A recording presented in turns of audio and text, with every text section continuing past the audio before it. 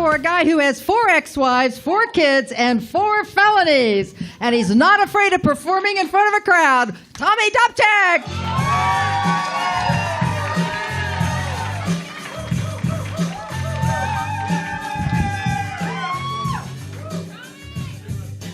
Lights are so bright I can't see none of your asses, so this is good.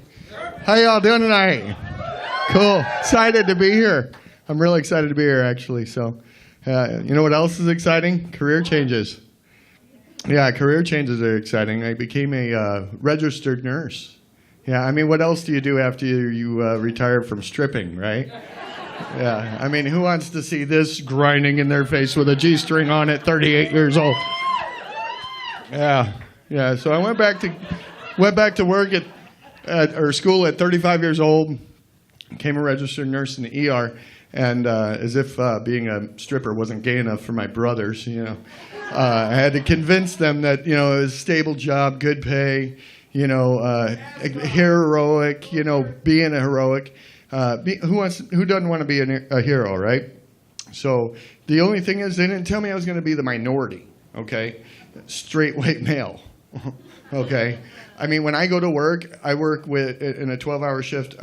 It's like being married.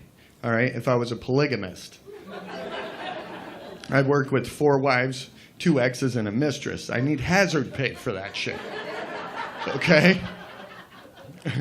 I mean, but being a nurse, becoming a nurse wasn't easy. But to be an ER nurse, I had to be a little sick and twisted. Okay. Yeah, I mean, you could figure out what kind of nurse somebody was going to be based on what they did in CPR. During CPR, the surgical nurses, they're hands-on. They're the ones that are up there doing chest compressions. And charge nurses, they're a little bossy. They're like, hey, call 911, get a doctor. But ER nurses, we're the ones that hear clear the vomit before performing mouth to mouth. And we're like, okay. Yeah, so sick and twisted, but working in the ER, it's like working in the frontline war zone trenches of the hospital, okay? We get and see everything. Everything comes in there, all right? There's a dozen TV shows about the ER. That shit's real. It's real, yeah. Like every good story starts with a cute little catchphrase like, once upon a time. But in the ER, that cute little catchphrase is, what had happened was,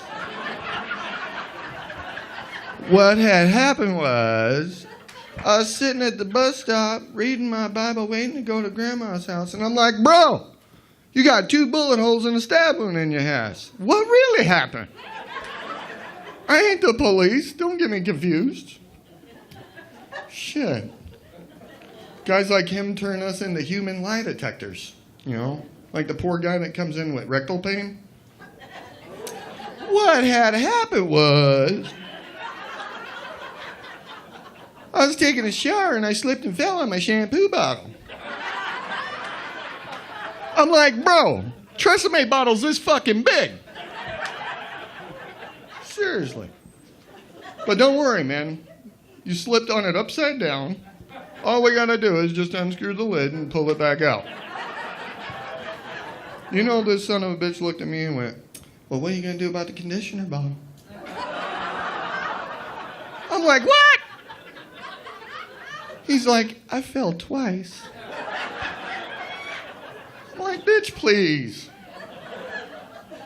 Don't get me confused.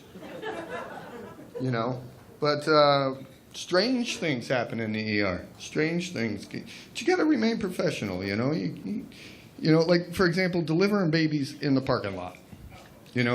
It's really the only time it's acceptable to come home to your girlfriend with another woman's bloody vagina juice all over you and be like, what had happened was, shit, I can use that stuff too. Come on.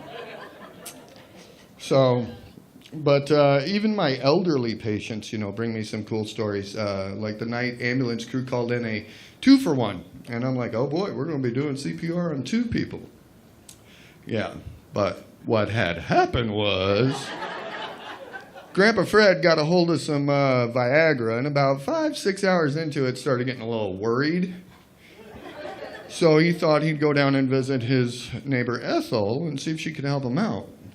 Ethel, being a sweetheart, thought she might be able to relieve some pressure. Yeah, well, Ethel unfortunately was allergic to Grandpa Fred's semen, and she had an anaphylactic inflammatory response in her vagina, clamping down on Grandpa Fred's penis. This caused Grandpa Fred's pacemaker to fire off, shocking Ethel, causing her life alert to dispatch 911.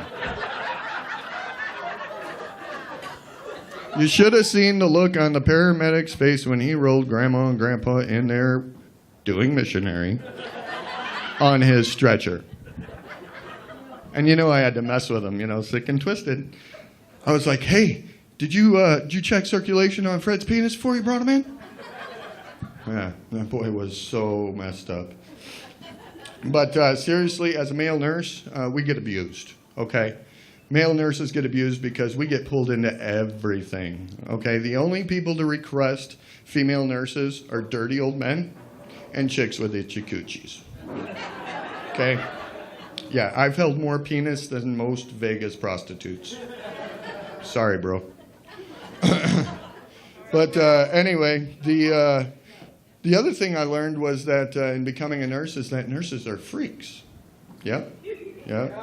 I mean, think about it. We are taught the human anatomy at a highly scientific level. We're basically experts at the human body. So take, for example, like my brothers who are mechanics. They work on cars all day, but they're tinkering around on stuff at home.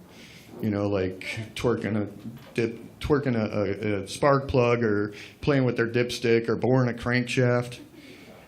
I'm just saying, nurses might be tinkering around at home too. Yeah, you know the difference between kinky and perverted, right? Kinky's when you use a feather, perverted's when you use the whole chicken. Yeah, I heard that from a patient one night in the ER holding his chicken. Yeah, don't ask about the chicken, it ain't that kind of show. But seriously, I also, as a male nurse, have experienced sexual harassment. I mean, I used to be a male stripper, people. I was paid to be sexually harassed. I know what that shit's like. Hashtag me too, ladies. Like, seriously, working in the ER trauma ER one night, they bring me in a 300-pound dead guy who obviously needs CPR. So, I jump on the side of the gurney to try and get CPR, and it ain't working too good. So I decide, well, I'm going to get all heroic. I'm going to cowboy up on him and saddle right up and do CPR right on top of him. Unfortunately, my scrub bottoms don't work like my Wranglers. And, yep, pow! The ass of my pants blew right out. And wouldn't you know, I quit wearing G-strings after I quit stripping. So here I roll into the emergency room bay wide open. Yeah. Doctor's over in the corner yelling out protocols. I need a rectal temp. Wouldn't you know one of these bitches, sister nurses, thought she'd be cute and check my rectal temp. Yep. So here I am being all professional, doing CPR, with a thermometer in my ass. I just look back, I'm like, hey girl, what you doing this weekend? Don't get me confused. Yeah, so people get me confused all the time though. My patients, they always got me confused. I'd walk in the room and they'd always say that two of the similar things to me would be, hey doc. And I'd be like, sorry, not your doc. I work for a living. I'm your nurse. Yep, I wipe your ass. I mean, seriously, you ever seen a doctor wipe an ass? They get paid too much. But then the next question was always the same. So are you gay? I'd be like, what the hell is that got to do with how I'm going to take care of you? But my response was always the same. I'd look at him and be like, well, that depends. All right, I appreciate y'all coming out. That's my shit.